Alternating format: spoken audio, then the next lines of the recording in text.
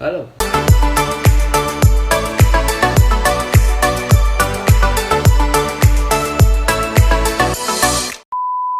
Halo, assalamualaikum warahmatullahi wabarakatuh.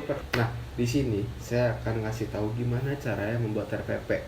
Apa itu RPP? RPP adalah rencana pelaksanaan pembelajaran.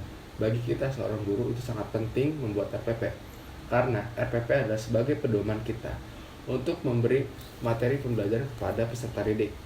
Nah, di sini saya akan memberi RPP dalam bentuk daring. Kenapa saya akan memberi bentuk daring? Karena dalam pandemi seperti ini, sosialisasi, kita sebagai guru tidak dapat melaksanakan tatap muka langsung kepada peserta didik. Oke, langsung aja.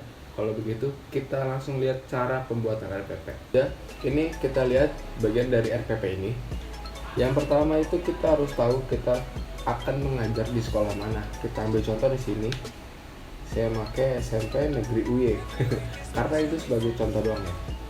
Yang selanjutnya, mata pelajaran apa yang bakalan kita ambil. Karena saya seorang guru matematika, calon guru matematika. Nah, sini saya akan membuat mata pelajarannya matematika. Lalu untuk kelasnya di sini saya akan mengajar kelas 8 ya. 8 semester 1 berarti 8 semester ganjil. Oke. Itu tergantung dari kalian ngajar di kelas berapa, disesuaikan saja nantinya. Dan untuk materi pokok, di sini saya akan mengajar materi persamaan garis lurus, ya, garis lurus. Nah, untuk selanjutnya alokasi waktu saya di sini untuk membuat RPP satu pertemuan ya. Nah, untuk satu pertemuan itu 3 kali jam pelajaran kali 40 menit, ya. Oke, selanjutnya kita lihat kompetensi inti. Untuk kompetensi inti itu udah ada pada umumnya, tinggal searching saja di Google ya, kompetensi inti dari RPP. Ada K1, KI2, KI3 dan KI4. Kita lanjut ke kompetensi dasar dan indikator pencapaian kompetensi. Dari kompetensi dasar kita lihat dari materi yang kita ambil. Ya, di sini karena materinya kita ambil dari persamaan garis lurus. Oke. Nah, untuk kompetensi dasar ya, kita ambil contoh di sini, menganalisis fungsi linier sebagai persamaan garis lurus, menginterpretasikan grafiknya yang dihubungkan dengan masalah kontekstual. Nah, indikator pencapaian kompetensi dari kompetensi dasar tersebut adalah menemukan persamaan. Nah, dari situ kalian bisa menyesuaikan. Lanjut ke tujuan pembelajaran. Nah, karena di sini kita cuma pertemuan satu, jadi tujuan pembelajarannya siswa dapat menentukan persamaan garis dan persamaan garis lurus. Siswa mampu membuat persamaan garis dari gambar garis lurus. Nah, itu sih random ya, terserah kalian sebagai guru untuk tujuan pembelajarannya apa. Di bagian D itu materi pembelajaran. Dari materi pembelajaran tadi kan saya udah ngambil persamaan garis lurus, oke. Nah, dari situ materi pembelajaran untuk pertemuan 1 itu ada apa aja? Yang pertama fakta, ada konsep, yang ketiganya ada prinsip, yang selanjutnya ada prosedur. Selanjutnya itu di bagian RPP ada materi pembelajaran remedial. Nah, setelah materi pembelajaran remedial, di sini ada materi pembelajaran pengayaan. Selanjutnya ada metode pembelajaran. Metode pembelajaran yang saya pakai ya, strateginya pembelajaran kooperatif. Ya, karena itu lebih mudah, itu menurut saya. Itu ada pendekatan yang saya pakai itu adalah scientific ya. Kenapa saya pakai scientific? Itu ya menurut saya itu lumayan mudah gitu kan ya. Itu untuk pendekatan nggak perlu sama, jadi terserah kalian juga. Itu ada model pembelajaran dengan metode itu beda ya. Untuk model saya menggunakan think talk write ya, berpikir, berbicara, menulis. Nah, lanjut dari situ. Nah, karena di sini ada berpikir, berbicara, dan menulis, jadi kita bagi ke 3 tahap. Tahap pertama itu ada berpikir, think. Yang kedua itu adalah berbicara, talk. Yang ketiga itu adalah menulis, write. Oke. Dan metode yang saya pakai adalah ceramah, diskusi dengan siswa secara langsung, dan tanya jawab. Lanjutnya di sini alat dan media pembelajaran. Karena di sini kita menggunakan konsep metode daring, ya kan. Jadi alat dan media pembelajaran yang kita pakai, yang pertama itu ada handphone, kita bisa menggunakan via WhatsApp, aplikasi Zoom, atau LKS online ya.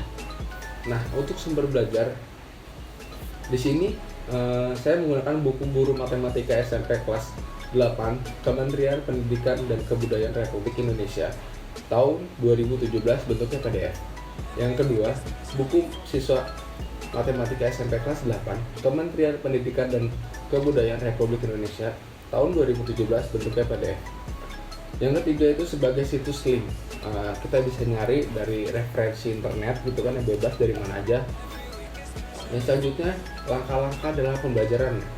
Nah, untuk pertemuan 1 ya, untuk langkah-langkah pembelajaran kita bagi dua, kegiatan guru dan kegiatan siswa. Tahap 1 tadi persiapan siswa. Kegiatan awal 10 menit untuk saya. Guru menginformasikan siswa untuk bersiap melalui pembelajaran sesuai jadwal melalui aplikasi WhatsApp Group.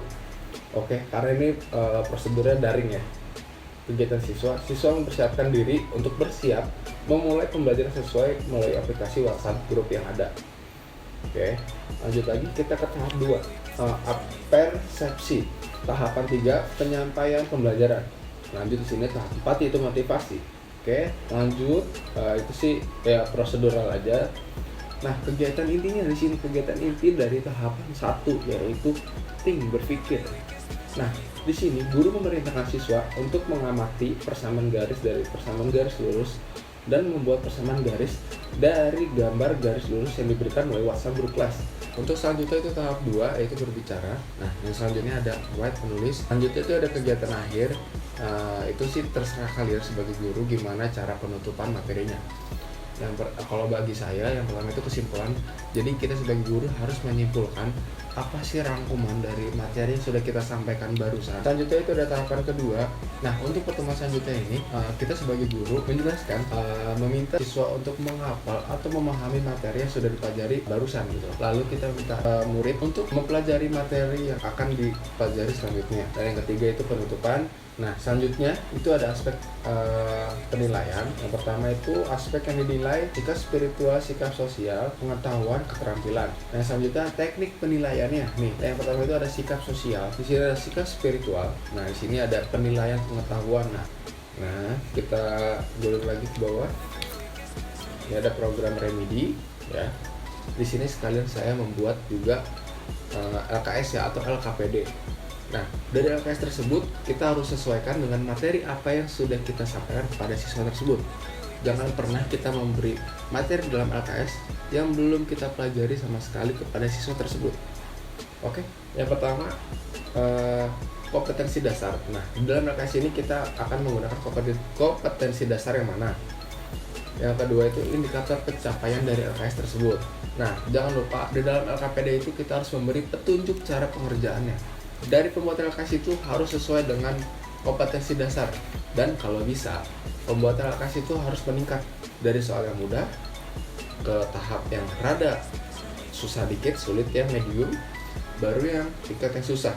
Nah, di situ kita bisa mengetahui kemampuan seorang siswa dalam mengerjakan soal. Nah, itu dia tutorial cara membuat RPP dalam metode daring. Jangan lupa di like, di komen, di subscribe, di share juga ke teman-teman kalian. Kurang lebih ya mohon maaf. Wassalamualaikum warahmatullahi wabarakatuh.